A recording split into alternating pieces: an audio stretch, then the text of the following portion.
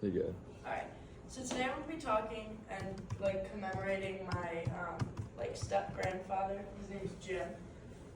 So from a young age, I never really knew my biological grandfather because he was like an alcoholic, and he actually moved to Michigan, which I thought was a cool little fact. Now, fortunately for me and my family, we met Jim, who was her long-term boyfriend since like my mom and her siblings have been very young. So Jim grew up in Haskell, New Jersey, and he was one of two. And his childhood seemed to be very, very normal. So after he graduated high school, he went to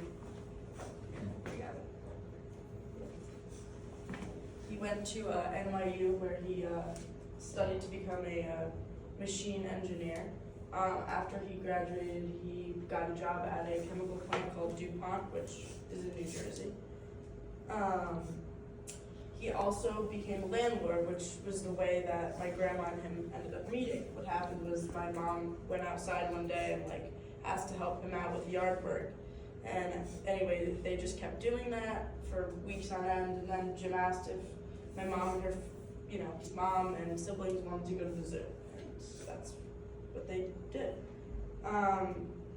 So Jim did, pass away, but he, in his, life, he showed our family something that cannot be replicated, which is grit, he was just such a hardworking man and showed what it's like to, become successful even when you don't come from a crazy, childhood, which was a very important thing to learn as a, young impressionable child. At family gatherings, Jim was always such a character. He would crack jokes. He was always known for, laying on the floor and taking what he called a power nap for 10 minutes a day. Jim was my biggest supporter. He always had such faith in me when maybe I lacked that, and I think I look up to him every day and still think of him often. And that's it. Thank you.